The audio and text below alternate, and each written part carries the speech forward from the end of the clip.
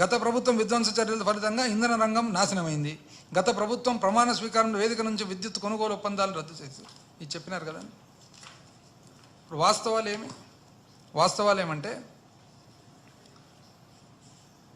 2024-25 మీరు కేటాయించినది power sector కంటే current ఛార్జీలకు సంబంధించిన సబ్సిడీలకు రైతులకు అనుకోండి, ఎస్సీలకు అనుకోండి, ఎస్టీలకు అనుకోండి, ఆక్వా రైతులకు అనుకోండి, 8,100 కోట్ల.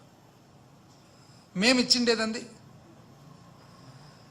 2018-19 మీరు కేవలం 2,138 కోట్లు మాత్రమే సబ్సిడీ, కరెంటు సబ్సిడీకి మీరు ఇస్తే 19-20 11,590 అంటే 11,600 కోట్లు మేము ఇస్తే 20-21 కోవిడ్ మూలంగా ఇబ్బందుల్లో కూడా 6,110 కోట్లు ఇస్తే 21-22 11,500 కోట్లు ఇస్తే 22-23 18,250 కోట్లు ఇస్తే 23-24 ఇంచుమించు 15,000 కోట్లు ఇస్తే మీరు 8,000 కోట్లు ఇస్తారండి. కానీ మీరు కరెంటుకు సంబంధించి మీరు చాలా వినియోగదారులను చాలా చక్కగా చూసుకుంటారు. మీరు అసలు ఎంతో బాధ్యతతో పేదవాళ్ళందరినీ కూడా మీరు సబ్సిడీలు ఇచ్చి బాగా చూసుకుంటారు. గవర్నమెంట్ డిమాండు 2014-15 నుంచి 2018-19 5 సంవత్సరాలకు కలిసి 31,800 కోట్లు ప్రభుత్వము డిస్కామ్లకు కట్టాల్సినది, సరఫరా సంస్థలకు ఎస్పీటీసీలు, ఈపీటీసీలు, ఎన్పీటీసీలకు కట్టాల్సినది ఉంటే మీరు కట్టినది ఏంటండి 20,165 కోట్లు మాత్రమే మీరు కట్టినారు. కానీ మీరు చాలా చిత్తశుద్ధితో పవర్ నడుపుతారనమాట. ఇదే సేమ్ 2019-20 నుంచి 23-24 డిసెంబర్ వరకు అంటే ఎలక్షన్లకు 3 నెలల వరకు చూస్తే గవర్నమెంట్ డిమాండ్ 68,000 కోట్లుంటే 62,000 కోట్లు కట్టడం జరిగిందండి. ఎవరిది బాధ్యత? మీరు 5 సంవత్సరాలు 31,800 కోట్లు కడితే మేము 5 సంవత్సరాలకు 4 నెలలు తక్కువలోనే 68,000 కోట్లు కట్టడం జరిగింది. అంటే ప్రభుత్వం ఎప్పుడైతే కట్టవలసిన బకాయిలు కడతామో అప్పుడు ఆటోమేటిక్గా కరెంటు సంస్థలు ప్రాఫిట్లో నడుస్తాయి. మీరు కట్టనందుకు నష్టాలకు పోతే మేము కట్టినందుకు మీరు వచ్చి మాకు చిత్తశుద్ధి లేదు అని అంటారు. దీనికి ఎవరు చెప్పాలా ఈ సమాధానాలన్నీ? అంటే ప్రజలు కూడా ఏ విధంగా ఎన్ని రకాల అబద్ధాలు వాళ్ళు చెప్పినా కూడా నమ్ముతూనే పోతున్నారు. అయ్యా నిజాలు ఇవి అని చెప్తే ఇవన్నీ పేపర్ల నుంచి వచ్చిన నిజాలు కదా. అసలు ఏ విధంగా మీరు గొప్ప నగరం అమరావతి మంచిది, సంతోషం, అందరికి సంతోషమే. కానీ వరల్డ్ బ్యాంక్ వాళ్ళు చూస్తే వెనకడుగేస్తున్నారు. ఎందుకు? ఇది ఫ్లడ్ ప్లేన్, ఇది రివర్ పక్కన ఉండే ఫ్లడ్ ప్లేన్, ఎప్పుడైనా ఫ్లడ్లకు గురైనది. మీరు చూస్తే అప్పు మీద కడతామంటున్నారు. అది మీరు చూసుకోవాలి, ప్రజలు గమనించాలి, అప్పులు ఇచ్చే బ్యాంకులు కూడా చూసుకోవాల్సిన అవసరం ఉంది. అదేవిధంగా ఇవే కాకుండా పాత ప్రామిసులు ఒక్కసారి చూడండి. ఎందుకంటే ప్రతిసారి కూడా ఆ ప్రామిసులు ఏ విధంగా అవుతాయి, ప్రతిసారి సునాయాసంగా చెప్తారు ఎలక్షన్లప్పుడు, ఎలక్షన్ల తర్వాత సునాయాసంగా దాన్ని వదిలిపెట్టేస్తారనమాట. ఇంతకుముందు 2014 ఎన్నికలతో ఒకసారి చూద్దామండి. వ్యవసాయ రుణాల మాఫీ అన్నారా? 87,000 కోట్లు మాఫీ ఖర్చు అయితే మీరు కేవలం 15,000 కోట్ల అరవకొర ఇస్తారు. 87,000 కోట్లు మీరు చెప్పిన ప్రకారం ఇస్తే రైతులందరికీ రుణమాఫీ చేయడం జరిగింటుంది. మీరు కేవలం 15,000 కోట్లు ఇచ్చి చేసేసిన మాఫీ అంటారు. రైతులందరికీ కూడా 0 వడ్డీ రుణాలు అని మీరు అంటారు. 0 వడ్డీ రుణాలు మీరు అన్నట్లు చేస్తే 11,600 కోట్లు అవసరమైతే మీరు కేవలం 630 కోట్లు మాత్రమే ఇవ్వడం జరిగింది. 11,600 కోట్లు మీరు ఇచ్చిన వాగ్దానం ప్రకారం రైతులకు 0 వడ్డీ కట్టాల్సినది ఉంటే కేవలం 630 కోట్లు మాత్రమే మీరు కట్టడం జరిగింది. 5,000 కోట్లతో మార్కెట్ ఇంటర్వెన్షన్, ధరల స్థిరీకరణ నిధి ఏర్పాటు చేస్తామని 5,000 కోట్లు అని చెప్పి చిట్ట చివర 2019 ఎలక్షన్ల ముందర 500 కోట్లు ఇస్తారు. డ్వాక్రా అక్క చెల్లెమ్మలకు రుణమాఫీ 0 వడ్డీ అంటారు. మీరు ఇవ్వవలసిన బాధ్యత 21,500 కోట్లుండగా మీరు 0 వడ్డీ రుణాల కోసము అది ఏమీ ఇవ్వకపోగా 0 వడ్డీ రుణాలు కూడా 3,036 కోట్లు కూడా మీరు ఎగరగొట్టడం జరిగింది. చిట్ట చివర పసుపు కుంకుమ అంటారు. అంటే మీరు అక్క చెల్లెమ్మలకు మీరు ఇచ్చిన మాట ప్రకారం 21,500 కోట్లు ఇవ్వవలసి ఉండగా మొత్తం ఎత్తేస్త్రీ. 3,000 చిల్లర మీరు సున్నా వడ్డీ డబ్బులు అది ఎత్తేస్త్రీ. అయినా కూడా 2024లో మళ్ళా మీ చాకచక్యమేమో కానీ మళ్ళీ నమ్మించుకోగలిగినారు 15, 18. కాపులకేమో 5 ఏళ్లలో 5,000 కోట్లు అంటారు. మీరు ఇచ్చినది 1,340 కోట్లు. ఇంకా చేనేత రుణాలు, పవర్ లూమ్స్ మనకు తెలిసిండేది. నిరుద్యోగ యువకులకు మీరు 1000 నుండి 2,000 వరకు భృతి ఇస్తామంటారు.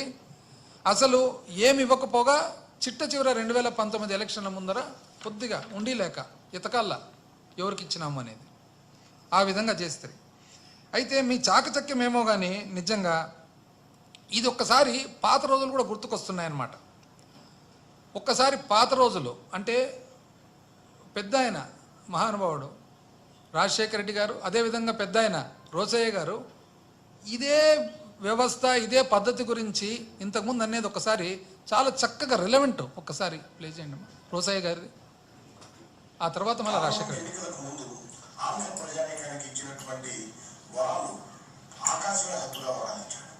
కనపడినటువంటి ప్రతి మనిషికి ఏం కావాలి మరొక కోరుకో నీకు అన్ని ప్రసాదిస్తున్నానని చెప్పాడు.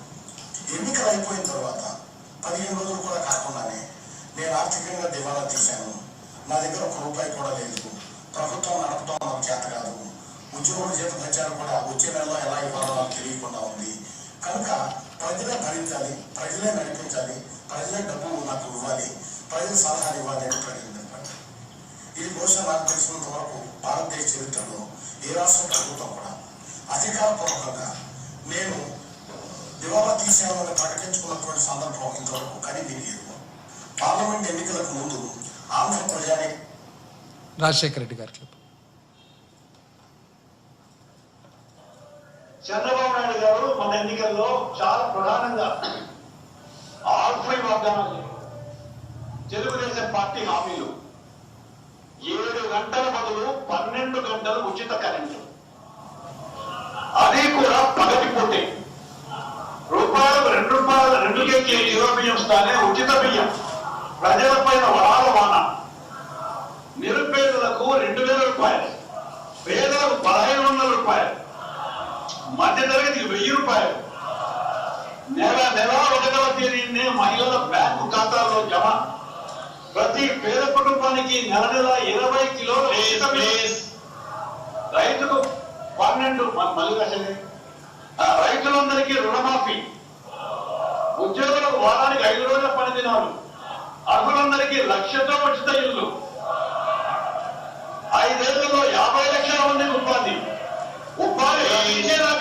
నిరుద్యోగికి నెలకు ₹1,000, మహిళలకు ఉచిత గ్యాస్ కనెక్షన్, 120 సిలిండరు, ఉచిత రంగుల టీవీలు,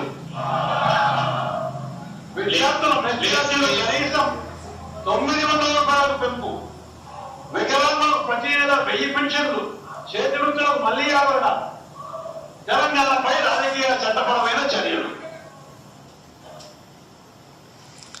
అసలు ఈ రాజకీయాలకు ఒక కొత్త విధానం తెచ్చినారనమాట. చూడండి, ఇది 2024 అదే, 2014 అదే, 2009 అదే, 2000 అదే, సేమ్. ప్రజలు కూడా మళ్ళీ గమనిస్తున్నారా లేదా ఏదో కారణం వలన లొంగిపోతున్నారా ఆశకు? ఇదే మేము ప్రజెంట్ చేసినామండి బడ్జెట్. వాళ్ళ మాదిరి మెకానైజ్ గోల్డ్ లేదే. ఇది బడ్జెట్ బుక్.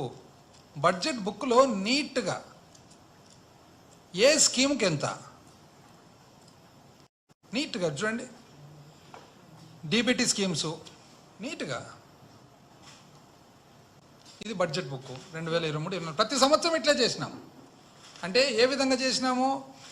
వైఎస్ఆర్ పెన్షన్ కానుక ఎంత? 21,000, బడ్జెట్ ఇయర్ 2023-24 21,434 కోట్లు. వైఎస్ఆర్ రైతు భరోసా 4,020 కోట్లు. జగనన్న విద్యా దీవెన 2,841 కోటి. జగనన్న వసతి దీవెన 2200 కోట్లు, వైఎస్ఆర్ పిఎం ఫసల్ బీమా యోజన 1600 కోట్లు, YSR interest free loans to self help groups 700 కోట్లు, YSR interest free loans to urban self help groups 300 కోట్లు, వైఎస్ఆర్ కాపు నేస్తం 550 కోట్లు, వైఎస్ఆర్ జగనన్న తోడు 350 కోట్లు.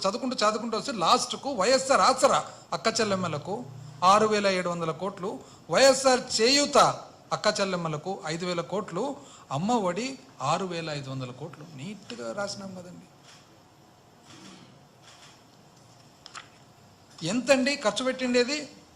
ఒక్క జగనన్న అమ్మఒడికి 5 సంవత్సరాలకు గాను 26,067